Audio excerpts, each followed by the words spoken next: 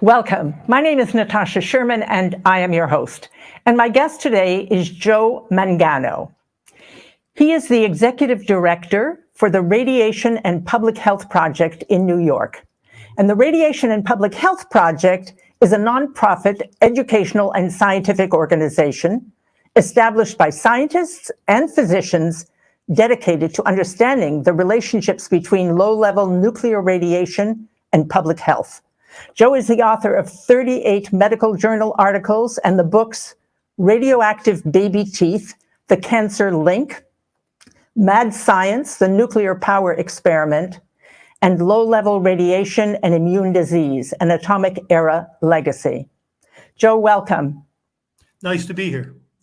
Thank you. Thank you for being my guest. I know we talked years ago about another project, which we'll talk about a little later, hopefully. But I'd just like to dive right in because there's so much here. So I'm going to start with reading a paragraph from an article that you wrote with Robert Alvarez in the Bulletin of the Atomic Scientists.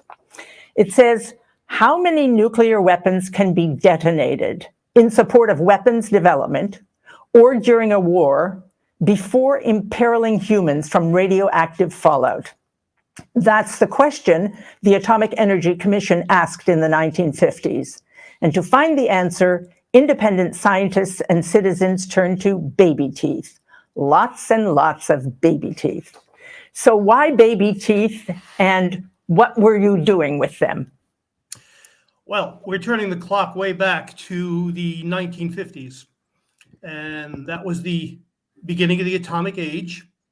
The atomic bombs on Japan had been dropped, and followed very quickly by a race between the US and the Soviet Union to test and build as many atomic bombs as possible for what both sides believed was going to be an inevitable nuclear war. It was a very disturbing time. I know we live in disturbing times now, but this may arguably might have been worse because we really were talking about potential world destruction. In all, about 500 atomic bombs were tested above the ground during the period. In America, or America and Russia, or around the world? Out of the 500, the US had 216, the Soviets probably a little less, and then the remainder were England, France, and China. So here we are. The atomic bomb was dropped on Hiroshima, death and destruction and radiation and all of that. And now we start doing that above ground, testing it as if there are no consequences? Pretty much. The military mindset was in control here. I mean, the military leaders and a number of political leaders on both sides, the US and Soviet sides, saw this as a way to win wars. And so let's kind of fast forward to, okay, somewhere along the way, we got a clue that this is not good for us. And now you're talking about baby teeth. So how did that come about?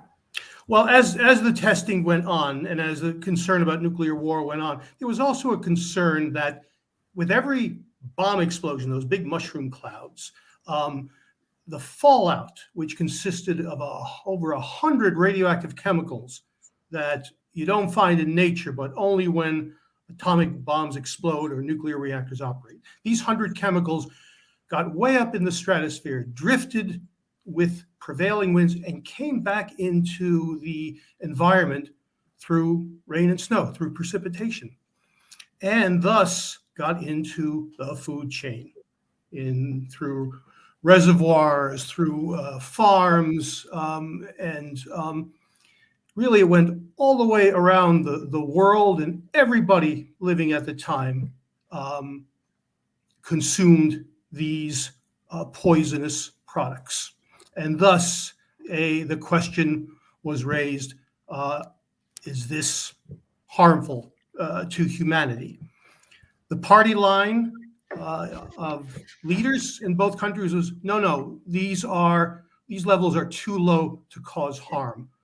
But many people didn't believe that. We had to prove that. And the way baby teeth came around was, it was probably the easiest way to detect levels of this fallout in bodies. And because first of all, there is, out of the over 100 chemicals in the fallout clouds, there's one of them was called Strontium 90, a very, very deadly poison. And it is a lot like calcium. When the body takes it in, it quickly goes into the stomach and into the bloodstream, and then attaches to bone and teeth, where it remains for a lifetime. And as opposed to other ways to check how much radiation got into bodies, which would involve autopsies and biopsies and blood samples and urine samples, this was a matter of baby teeth that naturally fell out of bodies. If they could be collected and tested for levels of this chemical, Strontium 90, we would get an idea of how much was getting in the body. So, and this was not just a fly-by-night idea. An article in the journal Nature in 1958, and a federal scientist, Herman proposed a worldwide census of baby teeth. And in the then what happened? Well, in the United States, this article was read, including by several scientists and physicians from Washington University in St. Louis. They got together and said, you know what? This is really important. We have to do this. This is the only way we're going to halt the ongoing number of these terrible tests, is to prove it's getting in our children's bodies, and to prove that the levels are getting higher and higher. So in 1958, a coalition of two groups. One was Washington University, the scientists, and the other was the Citizens Group, Committee for Nuclear Information, both based in St. Louis, got together and pledged to do the study. And over the next dozen years or so, they collected an incredible 320,000 baby teeth, mostly from the St. Louis area, but really from all around the country and even overseas. Teeth were tested in a specialty lab, and the findings were quite disturbing. They found that the average amount of this chemical, Strontium 90, over a 12-year period went up 50 times. Not 50%, 50 times, which is 5,000% more. So children born in the early 1960s were getting much, much more than those, say, born in 1950. And Strontium 90 is associated with cancer, yes? Yes, just like all the other radioactive chemicals in the Yes. in the mushroom cloud. Yes, it is a carcinogen, and has been proved to be so by this time. It was used on animals, and they all died of bone and other cancers. So are there statistics that show years later that people were dying at an earlier age, or these baby boomers were getting cancer at a higher rate? Before I answer that, let me finish my prior answer, Sure. please. Absolutely. To show how much was known about Strontium 90 and cancer,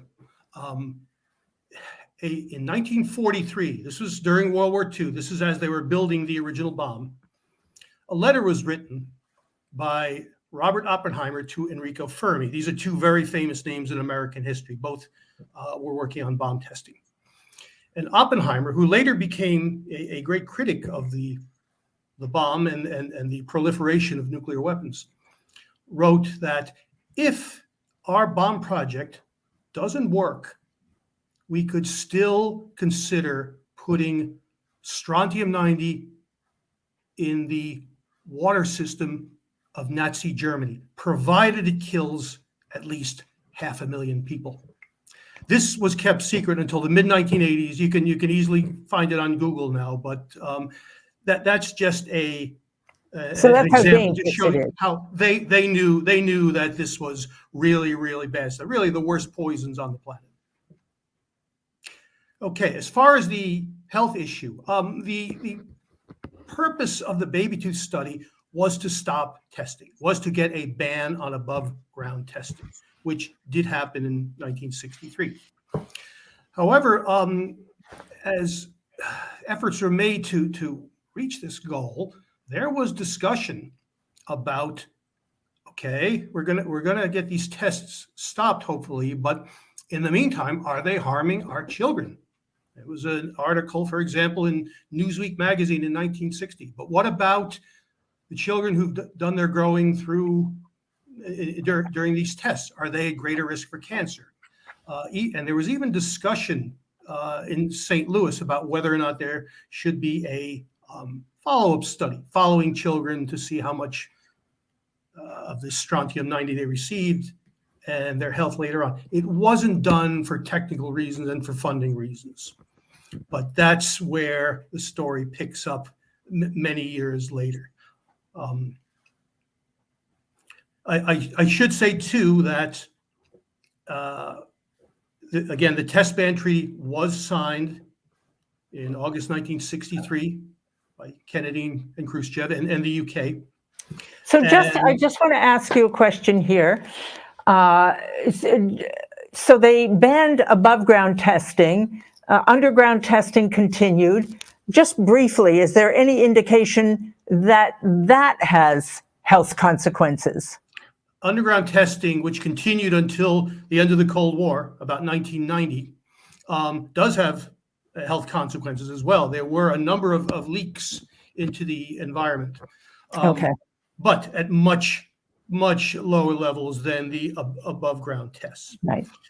And the point I was going to make was when the debate was on about the test ban treaty, Kennedy gave a speech from the White House and in favor of the treaty, and he said, he used the phrase, our children with cancer in their bones, with leukemia in their blood, with poison in their lungs. They are, our children and grandchildren are of concern to us all. So the point here is not only did he and other public officials know this is a health issue, he said with children with cancer in their bones. As I said a few minutes ago, Strontium 90 goes directly to bone and teeth. And because the baby tooth study was looking at bomb testing, and because as articles were written, they were sent to Kennedy's science advisor, who shared them with the president. They all knew this was a health issue, but no one touched it for many years. So then, what results have we got for those baby boomers in terms of seeing them years later and evidence that it impacted them and that they had a higher cancer rate? Well, what happened was in 2001, I got a phone call from one of my colleagues in St. Louis from Washington University, Daniel Cole. I got to know a number of the people who worked on the original tooth study because our group, RPHP, did a similar study, not about bomb testing, but near nuclear reactors, which released the same mix of chemicals as bombs did. And Dr. Cole told me, he said, we've been in looking for storage space, and we went to this place near St. Louis, and we found teeth. And I said, oh, you mean teeth from the old study? He goes, yes. We weren't there long. I'll call you tomorrow. We'll have to spend more time. And the next day he called and said, okay, you better prepare yourself. There are thousands and thousands of teeth. And what it turned out to be was, out of those 320,000 collected, 100,000 were never tested. And what was left in several hundred boxes were baby teeth each in a small manila envelope, paper clipped to a card, a 3x5 card with information about the tooth and who donated the tooth. John Smith, born January 1, 1960, parents John and Mary, incisor tooth, the address where they were born, and so on. And Washington University donated the teeth to us. They had no further use for it.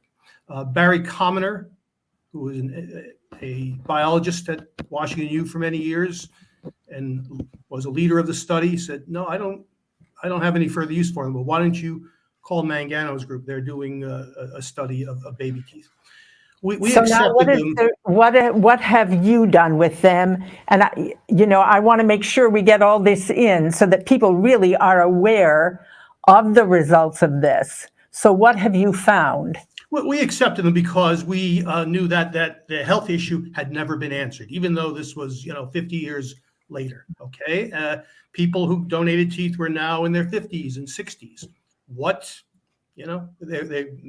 A number were developing cancer or dying, and this was a perfect way to measure any risk from the bomb tests, because the strontium-90 was still in the body and still could be measured years later. So for a long time, for about 20 years, we didn't do much with them because of a lack of funds. We did do one study where we took 40 baby teeth and from people born in the late 1950s. We divided them into those who had died of cancer by 50 and those who were alive at 50 and had no health problems. We tested them in a lab, and we found out that the cancer group had more than double the strontium-90 in their teeth as the healthy group. We published it in a medical journal, one of our 38 articles. It is a relatively small study, but we knew we had something here, and we are now poised to expand this analysis a lot. We believe out of the 100,000 teeth, which equates to 37,000 people, some gave more than one tooth. Out of that, over 6,000 have died, and almost 2,000 of them have died of cancer. So the way we're going to be able to do this is we partnered with the Harvard University School of Public Health in 2017. They are interested in the baby teeth, not for bomb fallout, but for health effects later in life of exposure to heavy metals, which can be found in teeth, things like lead and mercury. Harvard got a grant from the federal government, the National Institutes of Health, and the grant paid for the automation, entering into an Excel file of these 100,000 teeth, which gave us the ability to conduct this study. And soon we're going to do a request to the National Death Index. We're going to send the names of people that donated teeth, and we'll know who of them are deceased, when they died, what they died of, including cancer. And we're going to do that same comparison of 20 teeth, only on a much larger scale. So I have a question. The evidence is there. The evidence has been there for a long time. And clearly, we don't take a lot of significant action, or the government doesn't take a lot of significant action. So I have two questions. Like, what's the end game? We continue providing information, but what's the expectation? And the other thing is, if someone watching is like 20 years old and says, well, I'm not a baby boomer, what do I have to be worried about? The question is raised a lot, like, okay, that was a very bad period of time, but we no longer test bombs above the ground. We no longer test bombs below the ground. Okay, what's the point? Yes, if the baby boomers were affected, it doesn't happen anymore. The point needs to be made that the same chemical mix from those big mushroom clouds, the atomic bombs, is the same mix that is created in nuclear power reactors, released into the environment, where it gets into bodies, that we found out with our study of baby teeth near reactors. And we are going to compare strontium-90 in baby teeth of people born in the 50s and 60s, the baby boomers who got bomb fallout early in life, and today's children living near reactors who got it not from bomb fallout, but from reactor emissions. Who got more? How much more? And when we know what happened to the baby boomers, can we predict what's going to happen to today's children if we continue to operate these nuclear reactors, which we maintain should be shut and replaced by safe forms of energy, such as wind and solar? So it really is, it's not just an idle look at the past. It is really a very relevant project. And I know you've been working for a lot of years on collecting evidence around the nuclear power plants, particularly Oyster Creek, as I remember it, and they finally shut that down. But in today's world, everybody, we're very short-sighted. We want to do what looks like we're taking action, and it's effective action, and it's right now, as opposed to, long forward thinking. And so now the world is saying, yes, we can't depend on oil and this, that, and the other thing. And lots of countries are focusing on building more nuclear power plants. There's a lot of talk about building new power plants, but talk often doesn't become action. In this country, in the United States, since 1996, no new nuclear reactors have opened. They're working on 2 of them now in Georgia. They began construction in the year 2006. It is now 17 years later. They're not done. The original estimated cost of the project, which was $12 billion, has now spiraled past $30 billion and counting. Okay, which leaves us with old, brittle, corroding, leaking nuclear reactors. Okay. And from a health standpoint, not just from a dollar standpoint or an energy standpoint, but from a health standpoint, we have done several studies of what happens to local health when a nuclear plant closes down. And we found in every case, the first 2 years after shutdown, among the very youngest, infant deaths plunged everywhere. And the new cases of cancer in children aged 4 and younger plunged, right? We did a longer-term study of a reactor that closed in Sacramento in the 1980s and found that long-term, the declines occurred for not just children, but adults as well, which equated to something like 4,500 fewer cancer cases in 20 years. So.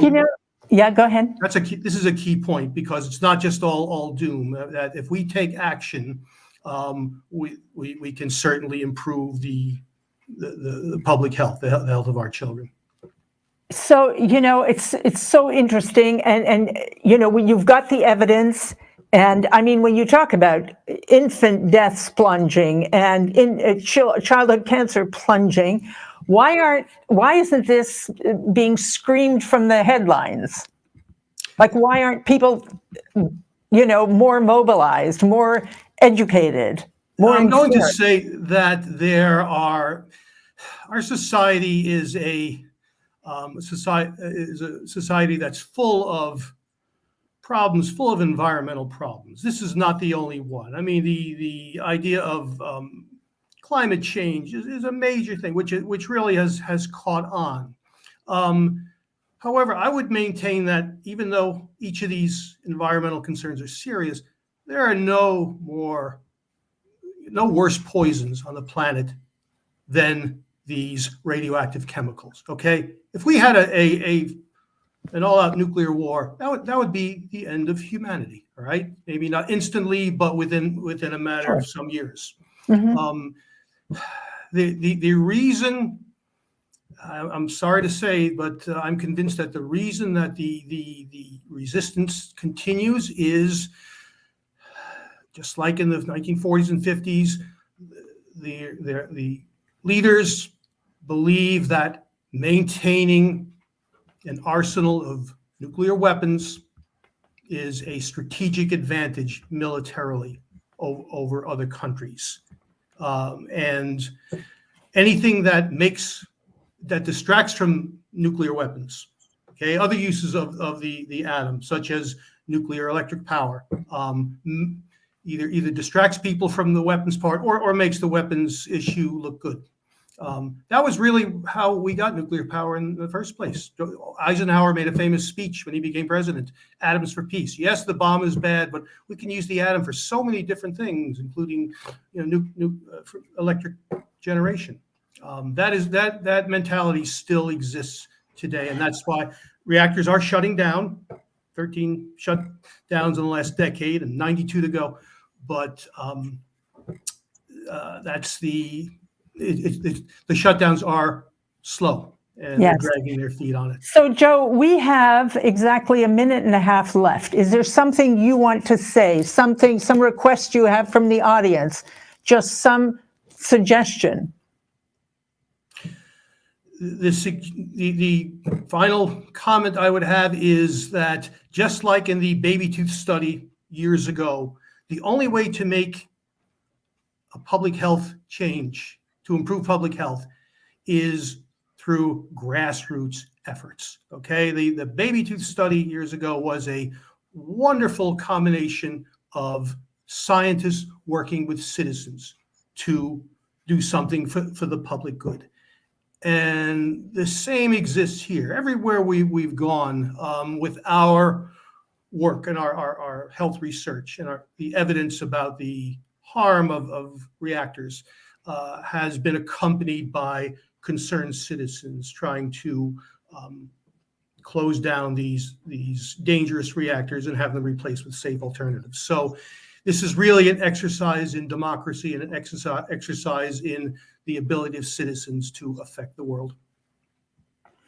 Thank you. And I invite people to check out your website, radiation.org. There, I know you have events and articles and all of that. It's a place to start.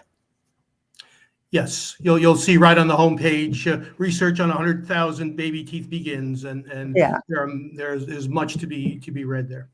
Yes, Joe, thank you so much. I think we all need to hear this, and I appreciate the work that you do. And we can reconnect in a year from now and see what has happened. It'll be my pleasure. Thank you. My name is Natasha Sherman. Thank you for joining us.